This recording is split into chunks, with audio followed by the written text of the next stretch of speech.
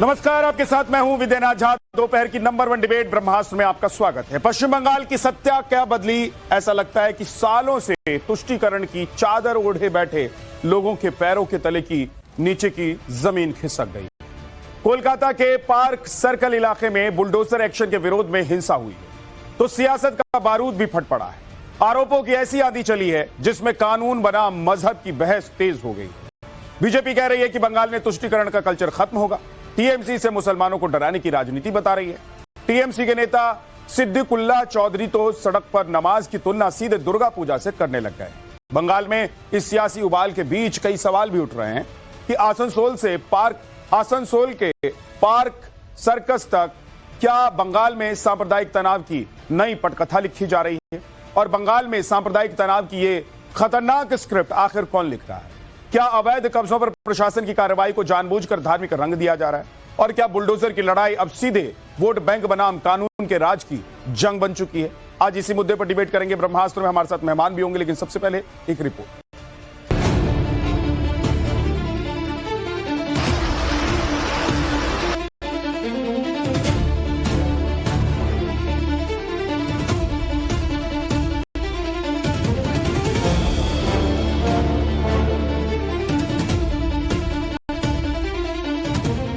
बंगाल का हालत जम्मू कश्मीर से भी खराब है।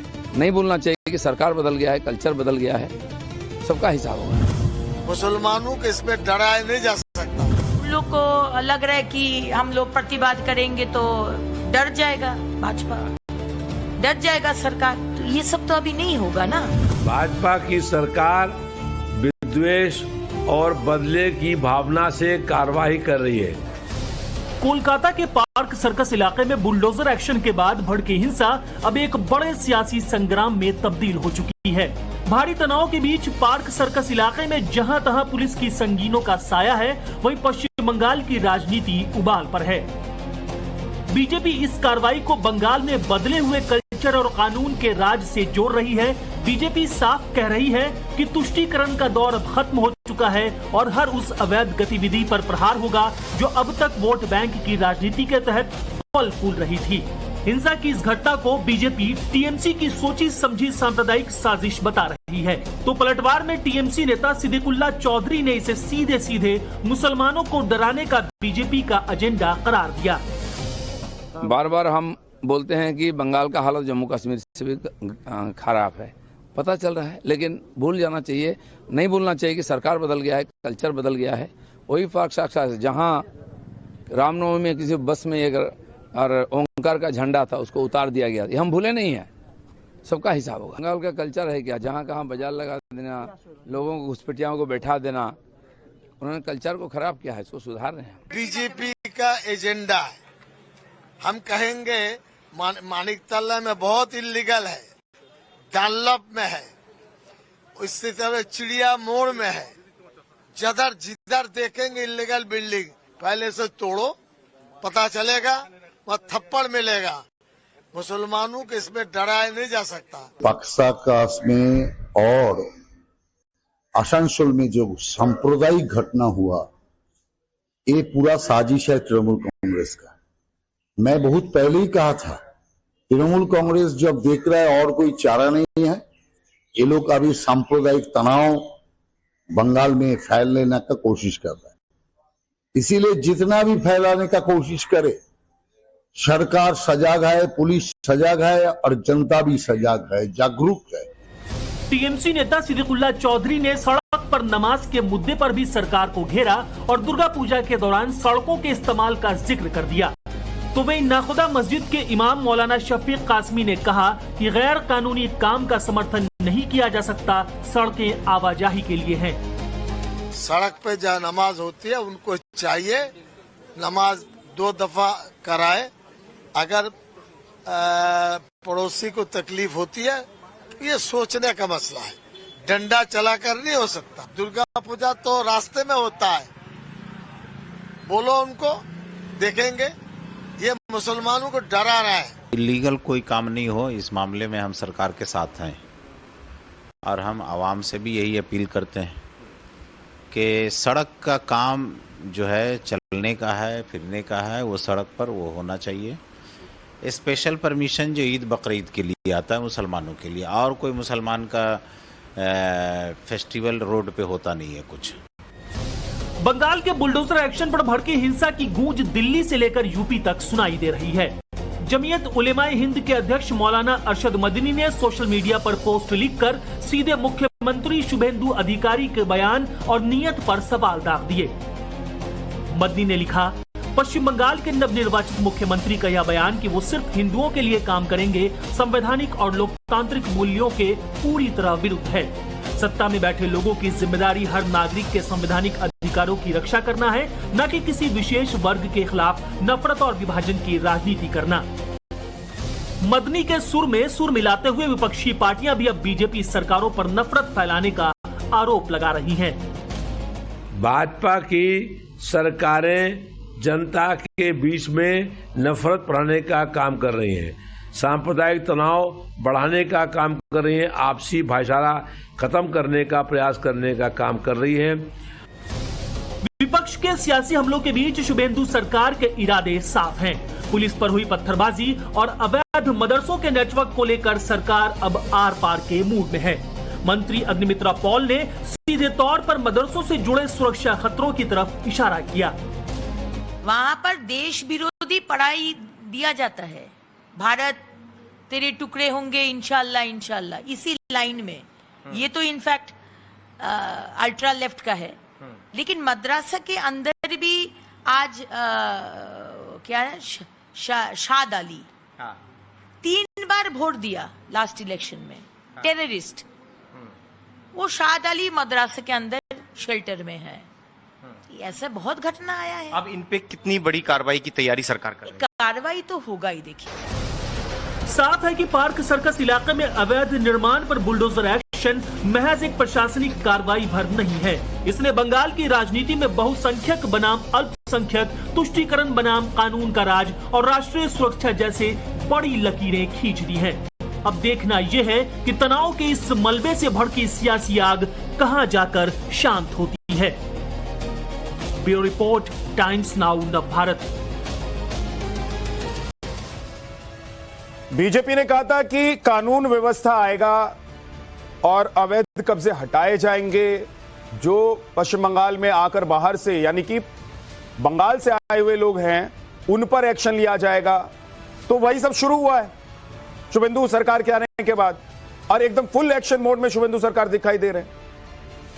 लेकिन विपक्षी पार्टियां ये कह रही हैं कि ये जानबूझकर मुस्लिम समुदाय के लोगों को परेशान किया जा रहा है। सवाल यह है कि मुस्लिम समुदाय के लोगों को परेशान किया जा रहा है या कानून व्यवस्था पश्चिम बंगाल में जो आरोप ममता बनर्जी की सरकार पर लगता था कि सब कुछ खराब हो चुका है, खत्म हो चुका है, उसको दुरुस्त करने की कोशिश हो रही। डॉक्टर निखिल प्रसून सिंह बीजेपी के प्रवक्ता हमारे साथ हैं, रोहित सिंह संयोजक युवा चेतना से हमारे साथ हैं, तन्नू पोद्दार कांग्रेस के नेता हमारे साथ हैं, बादल देवनाथ राजनीतिक विश्लेषक, दानिश अजीज AIMIM के नेता हमारे साथ हैं, और विवेक श्रीवास्तव लेफ्ट के नेता हमारे साथ हैं। आप सभी का बहुत बहुत स्वागत है। रोहित सिंह, क्या ये सरकार बदला ले रही है या कानून व्यवस्था बना रही है? काहे लिए बदला लेगी भाई? सरकार तो सबकी है और बदला का विषय कहां से आ गया? विपक्ष में बैठे लोगों को इतनी अकुलाहट क्यों हो रही है? खुजलेरिया नामक बीमारी से पीड़ित हो गए हैं क्या?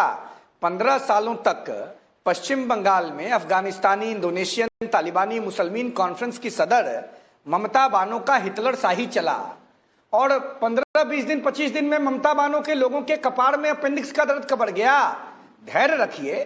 पश्चिम बंगाल के मुख्यमंत्री माननीय शुभेंदु अधिकारी जी सबके मुख्यमंत्री हैं। देश में आज माननीय नरेंद्र मोदी जी प्रधानमंत्री हैं, तो क्या उनकी योजनाओं का लाभ मुसलमान भाई बहन, बौद्ध भाई बहन, पारसी भाई बहन, जैन भाई बहन, हिंदू भाई बहन, क्रिश्चियन भाई बहन सबको नहीं मिल रहा है क्या? सबको मिल रहा है ना। प्रधानमंत्री मोदी जी सबके प्रधानमंत्री हैं। उसी प्रकार बंगाल, लेकिन रोहित जी, अभी जो एक्शन हुआ है, चाहे पार्क सर्कस इलाके में हुआ हो या फिर आसनसोल में जो लाउडस्पीकर बंद करवाने को लेकर पूरा मामला हो, वो तो दिखाई दे रहा है कि एक तरीके से कानून व्यवस्था के नाम पर क्या पश्चिम बंगाल में अभी तक जो हो रहा था उसके बदले में सब कुछ किया जा रहा है।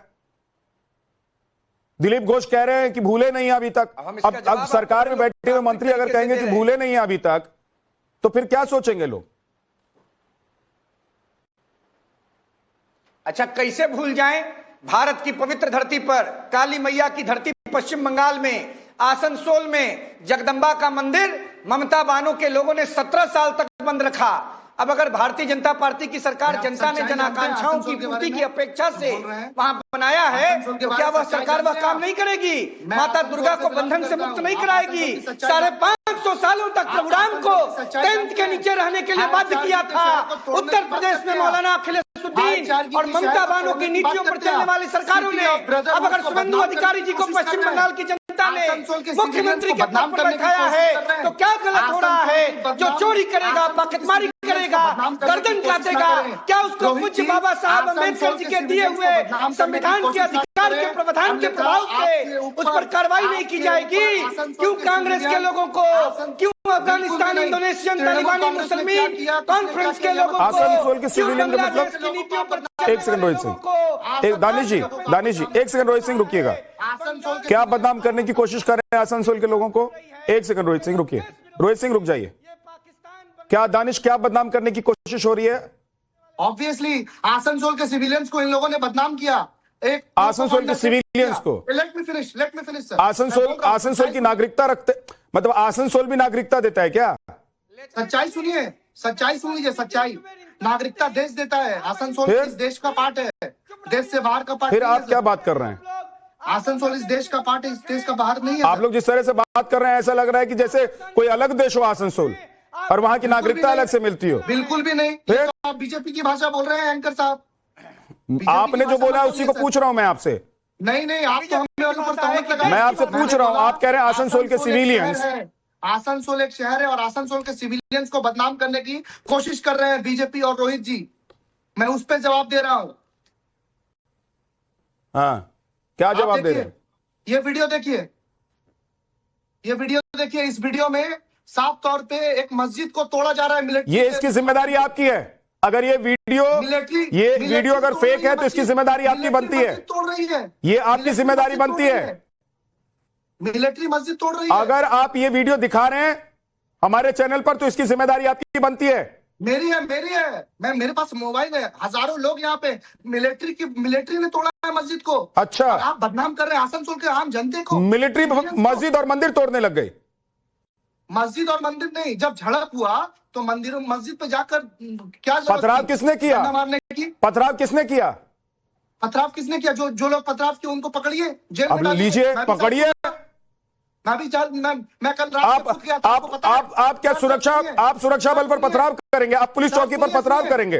कल रात का वाकया सुन लीजिए, आसनसोल का कल रात का वाकया सुनिए। कल आसनसोल में किसी ने अफवाह फैला दिया कि कस्टडी में एक बच्चा को डेथ कर दिया गया, मार दिया गया। मैं खुद वहां थाना में पहुंचा, बड़े बाबू से मिलकर, शोवेन बनर्जी से मिलकर थाना में पुष्टि किया। उसी जगह पे खड़ा होकर मीडिया को बुला के मीडिया के सामने पूरे आसनसोल के लोगों को ये मैसेज दिया कि ये अफवाह है, इन अफवाहों में ना पड़े। मैं कह रहा हूं ये तो ठीक है, ये अच्छी बात है दानिश भाई कि आप लोग अगर इस तरह की कोई अफवाह है तो उसको रोक रहे हैं। लेकिन मैं ये कह रहा हूं जो पत्थर चलाते हैं और ये जो अवैध कब्जे पर अगर बुलडोजर चल रहा है तो दर्द क्यों हो रहा है? सर आप बुलडोजर चलाइए ना, आपको किसने रोका है? लेकिन एक डायरेक्टिव मेजर्स होगा, सरकारी नियम कानून होगी सर, कुछ तो नियम कानून हो। ऑब्वियसली सरकार अगर नियम बना रही है तो वो डीएम साहब की रिस्पॉन्सिबिलिटीज है कि उसको लोगों तक कन्वे करे और कन्वे करके एक सिस्टमैटिक तरीके से वक्त दीजिए ना। आप आए और एक दिन में बुलडोजर चलाकर तोड़ दिए, ये मतलब नहीं है सर। बोलिए डॉक्टर निखिल, क्या आप लोग कानून व्यवस्था को ताक पर रखकर कानून का राज चला रहे हैं? देखिए, जब से भारतीय जनता पार्टी की सरकार का गठन हुआ है तब से जितने उपद्रवित जो तत्व हैं वो राज्य में एक तरह से अराजकता फैलाने की कोशिश कर रहे हैं। इसी के तत्वावधान में हमारे मुख्यमंत्री महोदय ने पिछले एक सप्ताह में जितने निर्णयों की घोषणा की है उससे पूरे बंगाल में युगांतरकारी परिवर्तनों का सूत्रपात होगा। इसमें उन्होंने लाउड स्पीकर से संबंधित जो कानून है उनका पालन करने की बात कही है। जो पशुओं को जो उस तरह से एनिहाइलेट किया जाता था, जो पशुओं को काटा जाता है, उससे संबंधित जो आदेश है जो न्यायालयों के, उसे भी लागू करने की बात कही है। और इसके साथ साथ सड़कों पर नमाज पढ़ने से लेकर भी कई आदेश निर्गत किए हैं, जो कि सारे आदेश कानून सम्मत हैं। ये कानून पहले से मौजूद है, उसे बस लागू करने की बात कही है। और जहां तक तिलजला वाली जो घटना हुई, वो अवैध निर्माण जिसमें कि अग्निकांड हुआ, उसमें 3 मुस्लिम युवकों की मृत्यु हो गई, अकाल मृत्यु हो गई। वो क्यों हुआ, किन परिस्थितियों में वो लोग काम कर रहे थे, इसके प्रति सरकार जवाबदेह है। अभी तक जो एक अराजक शासन चल रहा था पिछले 1.5 दशक के, उसी की परिणति यही हुई है कि यहाँ आपको रामपुर हाट जैसे कांड होते जिसमें मुसलमानों को जिंदा जला दिया जाता है। मुसलमानों की आर्थिक स्थिति बद से बदतर हो गई है। समूचे यहाँ कोई स्पेशल नहीं है, कोई सामान्य, यहाँ सब लोग बराबर हैं। पश्चिम बंगाल में मुसलमानों के साथ ये न्याय ही हो रहा है। सिंह जी, जब आपकी सरकार, सुनिए डॉक्टर निखिल जी सुनिए, जब आपकी सरकार के मंत्री दिलीप घोष कह रहे हैं कि हम भूले नहीं हैं, तो लोग पूछेंगे ना आपसे भाई कि आप बदला ले रहे हैं कि सरकार चला रहे हैं। बात भूलने की नहीं है। अगर 2021 में हमारे 2021 से लेकर के अभी तक 311 कर्मियों को मौत के घाट उतारा गया, उसमें ठीक से FIR भी दर्ज नहीं हुई, तो उन लोगों को न्याय मिले तो हम क्या ये भूल जाएंगे? न्याय तो जन्म जन्मांतर तक चलता है, अगले जन्म तक चलता है। वो बात भूलने की नहीं है। न्याय करना भले ही देर हो, आज हमारे हाथ में सत्ता है। उन सेनानियों ने अपनी आहुति देकर के सनातन की पुनर्स्थापना की यहाँ पर। इसका क्या मतलब होगा? एक सेकंड दानिश जी रुक जाइए, दानिश जी एक सेकंड रुक जाइए, दानिश जी प्लीज एक दूसरे के ऊपर मत बोलिए। एक सेकंड दानिश जी रुक जाइए। डॉक्टर निखिल, इसका क्या मतलब हुआ कि जन्म जन्मांतर तक सब चलता रहता है? क्या बोलना, क्या करना, क्या चाह रहे हैं आप? ये बताइए ना। कहना चाहता हूँ कि न्याय जो है उसे किसी सीमाबद्ध नहीं किया जा सकता है, किसी समय सीमा में। अगर हमारे कर्मियों के साथ या पश्चिम बंगाल की महान जनता के साथ अन्याय हुआ है पहले भी, तो हम उसे भूल जाएं। अरे उन्हें न्याय दिलाना भी तो हमारा काम है, जो भूतकाल में हुई। कैसे दिला रहे हैं न्याय? कैसे दिला रहे हैं? कानून सम्मत जो क्या नहीं दर्ज हुए थे, एक सेकंड दानिश जी प्लीज, मैं सवाल जवाब कर रहा हूं बीजेपी प्रवक्ता से, आप रुक जाइए थोड़ा सा। कैसे न्याय दिला रहे हैं? बुलडोजर चलाकर न्याय दिला रहे हैं कि लाउड स्पीकर बंद करवा के न्याय दिला रहे हैं? जो FIR दर्ज नहीं हुआ था वो FIR दर्ज किया जाएगा। कानून जो गलत इन्वेस्टिगेशन हुआ था उसे फिर से पटरी पर लाया जाएगा। बहुत सारे जनरल डायरी करके छोड़ दिए गए तो उन्हें FIR में परिणत किया जाएगा। और जिन लोगों के साथ अन्याय हुआ तो उसे कानून सम्मत न्याय मिलेगा, ये हमारा कहना है। क्योंकि पिछली सरकार ने हमारे कर्मियों को घर से भगा दिया गया था, घरों को जला दिया गया था। बहुत सारे ऐसे कर्मी हैं जिनके साथ न्याय नहीं किया, हम कैसे भुला जाए? केवल इसलिए, लेकिन हम बदले की भावना से काम नहीं करेंगे। हमारे मुख्यमंत्री ने स्पष्ट कहा है कि वो सबके मुख्यमंत्री हैं और कानून सम्मत ढंग से। जैसे ही डॉक्टर निखिल सिंह जी आप ये कह रहे हैं कि फलाना हुआ फलाना हुआ फलाना हुआ, उसको हम कैसे भुला जाए? तो आपकी वाणी में, आपके चेहरे पर और आपकी रणनीति जो है वो क्लियर हो जाती है। आप बोलिए ना कि जो हो गया सो हो गया, अब नहीं होने देंगे। आप बोलिए ना कि कानून का राज चलेगा, अवैध कब्जा नहीं होगा, उसे भी भूल जाए। अवैध लोगों को नहीं रहने देंगे बंगाल में। कोई अन्याय हुआ हो तो उसे भूलना क्या सर मैं कहां कह रहा हूं कि अन्याय हुआ है तो भूल जाइए। हाँ, तो केवल अन्याय जिनके साथ मैं नहीं कह रहा हूं अन्याय हुआ है उनको भूल जाइए, लेकिन जब आप ये कहते हैं कि हम भूले नहीं हैं, तो सत्ता में बैठा हुआ कोई भी व्यक्ति अगर ये कह रहा है कि हम भूले नहीं हैं, तो इसका क्या मतलब है? उसका मतलब ये नहीं है कि कोई बदला लेगा। उसका मतलब जिनके साथ अन्याय हुआ है उनके प्रति अन्याय को हम नहीं भूले हैं और उन्हें न्याय दिलाने का काम करेंगे। विवेक श्रीवास्तव जी, जो न्याय संगत काम हो। विवेक श्रीवास्तव जी, बीजेपी ये प्रॉमिस करके आई थी सत्ता में, आई है सत्ता में पश्चिम बंगाल में, कि भाई हम आएंगे तो कानून का राज आएगा, हम आएंगे तो अवैध कब्जा हटाएंगे, हम आएंगे तो बांग्लादेशियों को भगाएंगे, हम आएंगे तो जितने भी अभी तक कानून व्यवस्था या एक ऐसा कल्चर जिसको लेकर आरोप लगते रहे थे पश्चिम बंगाल की सरकार पर, ममता बनर्जी की सरकार पर, उसको खत्म करेंगे। बीजेपी ने वो शुरू कर दिया है, तो इसको तुष्टीकरण का नाम देना, इसको ये कह देना कि भाई एक समुदाय विशेष के खिलाफ बीजेपी काम कर रही है, क्या ये सही है? देखिए, पहली चीज तो जो मैं बीजेपी के प्रवक्ता डॉक्टर निखिल प्रसून सिंह को सुन रहा था तो मुझे अच्छा भी लगा और मैं इनकी बातों का स्वागत भी करता हूं। जब ये कहते हैं कि साहब मुसलमानों के खिलाफ डिस्क्रिमिनेशन नहीं होगा, हमारी सरकार सबके लिए एक समान है, और बदले का मतलब या भूले नहीं है का मतलब है कि जहां जहां पर भी अन्याय रह गया, कोई भाई FIR जहां रजिस्टर होना चाहिए नहीं हुआ, तो कानून और कॉन्स्टिट्यूशन के दायरे में हम उसको पूरा करेंगे। बड़ी पॉजिटिव बातें हैं साहब, और मैं बहुत अच्छा आपने बोला, और ऐसा होना भी चाहिए, whatever be the party, whatever be the government. लेकिन मेरे ख्याल से जो चीफ मिनिस्टर हैं वेस्ट बंगाल के, जो दिलीप घोष साहब हैं, शायद वो आपकी बात से इत्तेफाक नहीं रखते। काश आप उनको सिखा पाते कि कॉन्स्टिट्यूशन क्या है। जिस दिन वोटिंग हो रही थी उस दिन भी, उसके पहले भी और उसके बाद भी क्या शब्दावली थी चीफ मिनिस्टर इलेक्ट की कि साहब ये आखिरी मौका है और अगर नहीं जीते हम तो हिंदुओं को यहां पे रिफ्यूजी बन करके रहना पड़ेगा। अपने कॉन्स्टिट्यूएंसी में जाकर के कहते थे कि यहां के हिंदू मुझे वोट देंगे।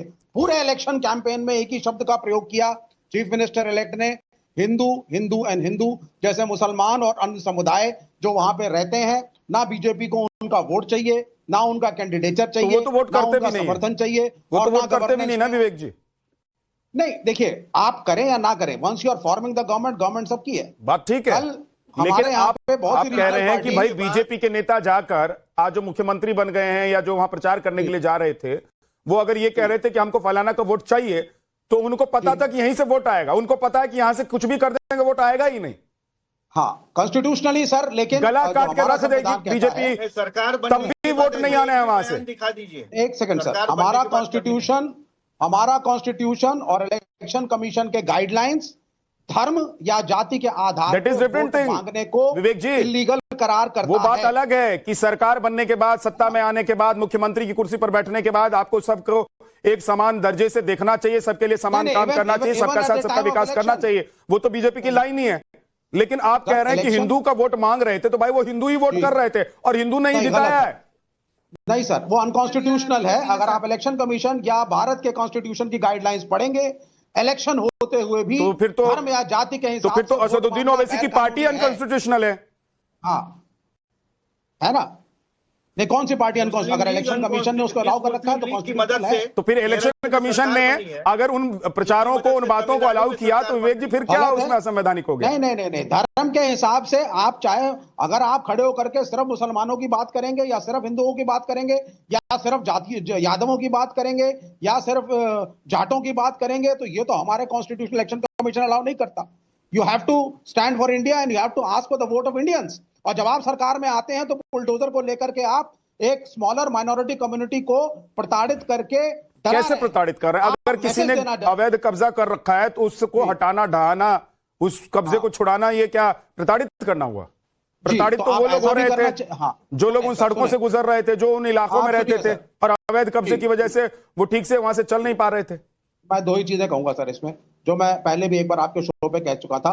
पंचर वाले और चाट वाले और सड़क वाले, फल वाले, सब्जी वाले के ठेले को हटाना या उसकी टपड़ी को हटाना आसान काम है। दिल्ली में पूरा का पूरा सैनिक फार्म, छतरपुर के आगे जितने फार्म हाउसेस एमपी एमएलए बिजनेसमैनों के बने हैं, अवैध हैं। चाहे बीजेपी या कोई भी पार्टी जो सत्ता में आती है, अगर मादा हटाए, नंबर 1। नंबर 2, आप पहले अवैध, अब दिल्ली के अंदर भी इस वक्त डिमोलिशन हुए हैं, हिंदुओं के भी हुए हैं। आप पहले ढांचे को बनने देते हैं। एक गरीब परिवार आता है, उसके पास रहने को जगह नहीं, एमसीडी में पैसा खिलाता है, घर बनाता है। आप अफसरों को कुछ नहीं कहते। ये तो डिमोलिशन हुए हैं। टीएमसी की सरकार पर सवाल उठा रहे हैं ना कि टीएमसी ने बनने दिया, उनके खिलाफ एक्शन होगा। टीएमसी ने बनने दिया। मोहम्मद एहतशामुल हक टीएमसी के नेता हमारे साथ जुड़ गए हैं। मोहम्मद भाई, अब विवेक श्रीवास्तव जी कह रहे हैं कि वहां पर एक वक्त में आप लोगों ने सबको बसने दिया, अब अवैध कब्जा करके वो बस तो गए। अब ये जो सरकार आई, ये कह रही है कि कुछ भी अवैध नहीं रहने देंगे बंगाल में, तो ये तो बुलडोजर चलाएंगे, ये तो कानून का चाबुक चलाएंगे। देखिए, सबसे बड़ी बात है, जो भी निर्माण की बात हो रही है, ये हमारी सरकार से पहले ये सब निर्माण हुआ है। ये हमारी सरकार 15 साल से, पिछले 2011 से हमारी सरकार है। लेकिन ये सब तमाम जो इमारतें इससे पहले वाली सरकार थी, ये सरासर इल्जाम लगाया जा रहा है कि आप तृणमूल कांग्रेस की दौर में बना है। ये 15 साल का कोई भी तामीर नहीं है। ये सब जो है पहले का तामीर क्या हुआ, जितनी भी इमारतें हैं, और ये सिर्फ एलिगेशन लगाने वाली बात हो रही है। ये झा जी, इस पर हम इत्तेफाक नहीं रखते हैं। और जो भी ये बिल्डिंगें, जो भी इमारतें बनी है, हमारे से जो पहले सरकार थी उनके कार्यकाल में बनी, स्पष्ट रूप से मैं कहना चाहता हूँ। शामुल भाई, मुझे लग रहा है कि एएसआई से सर्वे करवा कर उसकी भी रिपोर्ट निकलवानी पड़ेगी। एक मिनट विवेक जी, आ रहा हूँ। कौन करते हैं ना भाई, कलकत्ता, अगर आप कलकत्ता में ही रहते हैं कि कहीं बाहर रहते हैं? अरे कलकत्ता में पैदा हुआ हूँ, कलकत्ता में रहता हूँ। अच्छा, ये तो बड़ी अच्छी बात है, बहुत अच्छी बात है। इसका मतलब ये है कि आप कलकत्ता को बहुत अच्छे से जानते हैं। हम जैसे लोग तो जो आते जाते रहते हैं वहां पर, हम लोगों ने देखा है कि पिछले 10 साल में वहां कितना कुछ बदल गया। अब आप कह रहे हैं कि जो सारी इमारतें बनी हुई है, अवैध कब्जा है, वो सब लेफ्ट पार्टी के जमाने के कब्जे हैं। दानिश हंस रहे थे आपकी बात पर। दानिश क्यों हंस रहे हैं? देखिए, मुझे हंसी इस बात की आ रही है, तृणमूल कांग्रेस 3 मई तक चिल्ला रही थी कि हमने डेवलपमेंट किया, ये बनाया, वो बनाया, ऐसा किया, वैसा किया, ये किया, फलाना किया, ढिमकाना किया। और आज इनके सुर बदले हुए देखकर मुझे हंसी आ रही है कि ये बोल रहे हैं कि भैया मैंने कुछ नहीं बनाया, जो भी बना पहले की सरकार ने बनाया, 2011 से पहले बना। तो आप लोग क्या कट मनी का राजा चला रहे थे? यहाँ चोरी कर रहे थे, ईटा चोरी, बालू चोरी, लोहा चोरी, इलेक्ट्रिक चोरी। आप लोगों ने बच्चों के दाल तक को नहीं छोड़ा भाई। आप बंगाल को बर्बाद करके चले गए। आज सुन लीजिए, तृणमूल कांग्रेस के प्रवक्ता से मेरा यह कहना है कि आज तृणमूल कांग्रेस ने पश्चिम बंगाल के मुसलमानों को भारतीय जनता पार्टी का निवाला बनाकर चली गई है, टारगेट करके चली गई है माइनॉरिटीज वोटर्स को पश्चिम बंगाल में। और ये इसका सिर्फ एक वजह है राज्य की मुख्यमंत्री ममता बनर्जी का, सिर्फ माइनॉरिटीज मुसलमान, माइनॉरिटीज मुसलमान, माइनॉरिटीज मुसलमान के नाम पे राग जपना और करना कुछ भी नहीं, करनी कुछ और, कथनी कुछ और। तो वोट क्यों देते थे फिर? हमने वोट नहीं दिया, हमने वोट नहीं दिया। कहां जाता था वोट? हमने वोट नहीं दिया, तो कहां हमने जाता अपनी था पार्टी को वोट दिया। हमारे लोगों ने असदुद्दीन ओवैसी दानिश साहब जी, को नवाजा। अब तो अब तो ठीक है, असदुद्दीन ओवैसी ये कह रहे हैं आप, लेकिन मैं कह रहा हूं कि पश्चिम बंगाल के मुस्लिम समुदाय के लोग वोट देते थे, वोट कहां चला जाता था? सर वो जनता का फैसला, किसी जनता टपरी में जनार्दन का चला जाता था फैसला क्या? आपको भी मानना पड़ेगा, हमें भी मानना पड़ेगा। मैं और कह रहा हूं कि पैनल में जितने भी लोग वोट हैं, तो सबको मुस्लिम मानना समुदाय के पड़ेगा। लोग देते ही थे ना ममता बनर्जी को। सिर्फ मुस्लिम क्यों, हर कोई देता था। आप मुसलमानों की बात कर रहे हैं, इसलिए मैं था। मुस्लिम समुदाय का जिक्र कर रहा हूं। बिल्कुल भी नहीं, सिर्फ मुस्लिम और हिंदू की बात नहीं कर रहा हूं मैं। आप ये कह रहे हैं कि ममता बनर्जी ने मुसलमानों को सिर्फ यूज किया, मुस्लिम समुदाय के लोगों को वो सिर्फ यूज कर रही थी, तो वोट क्यों देते थे? ऑब्वियसली उन्होंने यूज किया पश्चिम बंगाल के लोगों को। तो ये बताइए ना, ये जो अवैध कब्जे जितने हैं, जिस पर बुलडोजर चलना शुरू हुआ है, ये सब ममता बनर्जी ने अवैध कब्जा करवाया था। सर इनको रिहाब क्यों नहीं दे रही है बीजेपी गवर्नमेंट? काहे के लिए ममता बनर्जी ने रिहाब क्यों नहीं दे रही? काहे के लिए देगी? रिहाब क्यों नहीं दे रही है? क्यों? वो इस देश के नागरिक नहीं है? कहां है इस देश के नागरिक? इस देश के नागरिक होंगे तो रिहाब मिलेगा। ऐसा आप तो बिल्कुल, आप बताइए ना मुझे, बात कर रहे हैं। आप बताइए। अरे आप इस देश के नागरिक हैं, आप इस देश के नागरिक हैं, आपको रिहाब की जरूरत ही नहीं पड़ेगी, क्योंकि आपके पास, आप सुनिए सर, मैं बता रहा हूं। अरे दानिश जी, मैं भी दिल्ली में रहता हूं, देश भर के तमाम जो मेट्रो सिटीज है वहां आना जाना लगा रहता है। आप दानिश भाई अगर इस देश के नागरिक हैं, आपको पता है कि आपका घर कहां है, आपके बाबा परदादा कहां के रहने वाले हैं, और अगर आपके पास घर नहीं है तो ये जिम्मेदारी सरकार की है, क्यों सरकार देगी। लेकिन आप पश्चिम बंगाल से वोट के लिए, पश्चिम बंगाल में वोट के लिए बांग्लादेशियों को बसा लीजिए और फिर कहिए कि रिहाब देंगे। नहीं, हम लोगों ने नहीं दिया। आप प्रूफ लाइए, एक भी बांग्लादेशी निकला क्या? एक भी तो बांग्लादेशी बंगाल से जो निकला कब्जा क्या? है, ये कौन है ये लोग? एक भी बांग्लादेशी लोग निकला कौन क्या? है बताइए? एक भी बांग्लादेशी निकला क्या? एक चीज बता दीजिए ना कि ये जो सड़क पर घर बनाकर कलकत्ता में और बंगाल में, आसनसोल में भी है बहुत सारे, मैं कह रहा हूँ कौन है ये बांग्लादेशी निकला? आप बताइए ना कौन है, आप बताइए ना। अरे इस बंगाल के नागरिक है वो। अच्छा, जिन नेताओं ने आपको मालूम है, एक सच्चाई बता रहा हूँ, पश्चिम बंगाल घूम कर आया था। दानिश जी सुन लीजिए, काम आएगा आपके लिए भी। पश्चिम बंगाल जब मैं घूम रहा था ना, जब वहां पे लोगों से बात हो रही थी, मुस्लिम समुदाय के लोगों से बात हो रही थी, इतने नाराज थे। पता है नाराजगी की वजह क्या थी? वो कह रहे थे कि ये जो बांग्लादेशियों को लाला कर यहां पर बसा दिया है, उनकी वजह से हम लोगों की जो रोजी रोटी है वो छिन गई है। जो काम हम लोग 10 रुपए में करते थे, ये बांग्लादेशी 5 रुपए में करते हैं, हमको वो काम मिलता नहीं, इसीलिए अब पश्चिम बंगाल छोड़कर और दूसरे शहरों में जाना पड़ रहा है। बंगाल को बदनाम किया जा रहा है, दिल्ली जैसे शहरों में जाना पड़ रहा है, बाकी शहरों में जाना पड़ रहा है, ये स्थिति है। और इसीलिए मुस्लिम समुदाय के लोग इस बार कटे हैं, ना दिल्ली जैसे इसलिए कटे हैं। बिहार के लोग भी आते हैं को निकालने के लिए। भाई दिल्ली जैसे शहर में विवेक जी, आना बुरी बात नहीं है, लेकिन वहां का जो दर्द है ना, वहां के समुदाय के जो मुस्लिमों का दर्द है, आप ये ना बोलिए, वहां के समुदाय के मुसलमानों का जो दर्द है, जो कभी पश्चिम बंगाल छोड़ना नहीं चाहता था, जो कभी कोलकाता नहीं छोड़ना चाहता था, उसको छोड़ना पड़ गया, क्योंकि बांग्लादेशी 5 रुपए में वो काम कर देते हैं जिस काम के लिए उनको 10 रुपए मिला करता था। जिसको बिहार छोड़ना पड़ा, जिसको यूपी छोड़ना पड़ा, यहाँ बस्ती में आके झुग्गी झोपड़ी में रहना पड़ा, दिल्ली में, नोएडा में, गुड़गांव में, उसका क्या कहेंगे आप? सिर्फ एक राज्य को टारगेट करेंगे। एक राज्य को टारगेट कर रहा हूं क्योंकि वहां के लोग पीड़ित हैं, वहां के लोग पीड़ित हैं, वहां के लोग पीड़ित इस वजह से क्योंकि उनके हाथ पर कोई और आकर बैठ गया है। हाँ, और झुग्गी झोपड़ी में यहाँ पे उनके हाथ पर कोई और आकर बैठ गया है। आप बिहार में रहते हो, चाहे आप उत्तर प्रदेश हो, चाहे आप मध्य प्रदेश के हो, ये खुली आजादी है। ये संविधान हमको आजादी देता है कि हम कहीं भी जाकर नौकरी करें, कहीं भी जाकर रहे। यहाँ पे लेकिन आपके हाथ पर अगर विवेक जी कोई आकर बैठ गया है तो आवाज उठाना भी संवैधानिक अधिकार है आपके लिए, और लोगों ने बता दिया इस बार। अरे सुनिए सर, यहाँ यूपी बिहार के लोग जो वहां से आके गरीब लोग, मजदूर लोग जो नाले के कोने में बस्तियां बसा करके झुग्गी झोपड़ी में रहते हैं, ये 5 स्टार कल्चर एंजॉय कर रहे हैं, ये पीड़ित नहीं है, ये अपने राज्य में बहुत रोजगार था साहब, कोई डिस्क्रिमिनेशन नहीं था।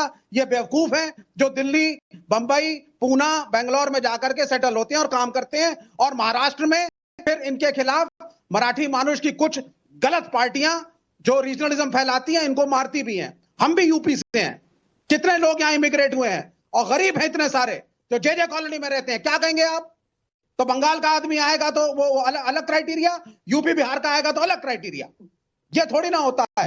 Immigration is the way of life. आप जैसे जो बुद्धिजीवी हैं विवेक श्रीवास्तव जी, 40 सेकंड, आप जैसे जो आ रहा हूं रोहित जी, आप जैसे जो बुद्धिजीवी है ना, उन लोगों की वजह से ऐसे लोगों को सह मिला हुआ है जो बांग्लादेश में आकर कहता है कि हम हिंदुस्तानी है, बांग्लादेश से आकर कहते हैं कि हम हिंदुस्तानी हैं। बाबा आप प्रूव करके अभी आप क्या बात कर रहे हैं? सीधा कहा, अगर यूपी का कोई आदमी जाकर महाराष्ट्र में नौकरी कर रहा है तो ये सवाल कहां से उठता है कि क्यों कर रहा है? लेकिन ये सवाल उठेगा अगर पश्चिम बंगाल में कोई बांग्लादेशी आकर रहेगा और वहां के मुसलमानों के हक पर बैठ जाएगा, उसका घर तोड़ा जाएगा, उसके अवैध कब्जे को हटाया जाएगा, और शुभेंदु सरकार वो कर रही है। बेटियों की लिस्ट नहीं है कोई, ना कोई निकाला गया। 10 नाम रोहित जी जल्दी से बोलिए। सिर्फ तथ्य नहीं है, मुसलमानों को और मजबूर असहाय सुनिए ना, अब इनको चुप करा दीजिए। श्रीवास्तव जी रुकिए, सुनिए, ये औरंगजेब के अब्बा का शासन नहीं चल रहा है। भारत के अंदर बाबा साहब अंबेडकर जी का संविधान है। जो देश का नागरिक है, चाहे बिहार का हो, चाहे कश्मीर का हो, चाहे पश्चिम बंगाल का हो या आंध्र प्रदेश का हो, दिल्ली में आने के लिए उसको इमिग्रेशन सर्टिफिकेट क्लियर नहीं कराना पड़ेगा। लेकिन ममता बानो के नेतृत्व में जो पाकिस्तानी, बांग्लादेशी, अफगानिस्तानी घुसपैठिया बंगाल में घुसा है, उसको वापस जाना पड़ेगा। तो योगी आदित्यनाथ का जो ये बयान है, ये कमोबेश इसी तरह का जो पूरा एक मैप है वो आप पश्चिम बंगाल में, तनु आपके पास नहीं आ पाया था माफी के साथ, लेकिन एक कानून व्यवस्था के साथ ही राज चल सकता है, नहीं तो अराजकता हर जगह दिखाई देगी। कोई कहेगा कि मैं नमाज पढ़ूंगा, कोई कहेगा हनुमान चालीसा पढ़ूंगा, कोई कहेगा कि मैं यहां खड़ा होकर तमाशाई करूंगा सड़क पर, मेरी मर्जी, मेरा देश, मेरी सड़क। देखिए, आप सबको नमस्कार। देखिए, ऐसा नहीं है कि नमाज पहली बार पढ़ी जा रही है, कई दशकों से नमाज पढ़ते आ रहे हैं लोग, और कई दशकों से सड़कों पर जागरण भी हो रहे हैं। प्रशासन की निगरानी में और व्यवस्थाओं के साथ ये चीजें की जाती है। लेकिन ये मुद्दा इसलिए बन गया है क्योंकि भारतीय जनता पार्टी की सरकार बन चुकी है। जब दिलीप घोष ये कह देते हैं कि लोकतंत्र, सरकार बदल गई है, सबका हिसाब होगा। जब आप देखिए, अग्निमित्रा पॉल ये बोल देती हैं कि मदरसों के अंदर जो है शिक्षा दी जाती है वो देश विरोधी शिक्षा दी जाती है, और अभी योगी आदित्यनाथ जी ने भी कह दिया कि दूसरे तरीके भी हैं। तो ये भाषाएं साफ तौर पर बताती है कि एक विशेष धर्म के लोगों को टारगेट करना चाहते हैं। और अगर अवैध मदरसे हैं तो आप उनको बिल्कुल हटाइए, लेकिन कानून की प्रक्रिया के तहत हटाइए। सुप्रीम कोर्ट ने पहले भी कई बार सरकार को फटकार लगाई है और कहा है।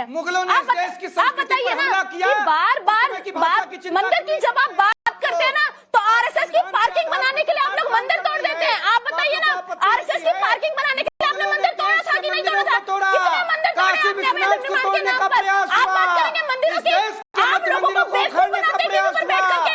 मंदिर भी तोड़ते हैं, मस्जिद भी तोड़ते हैं, दोनों धर्मों को आपस में लड़ाते हैं।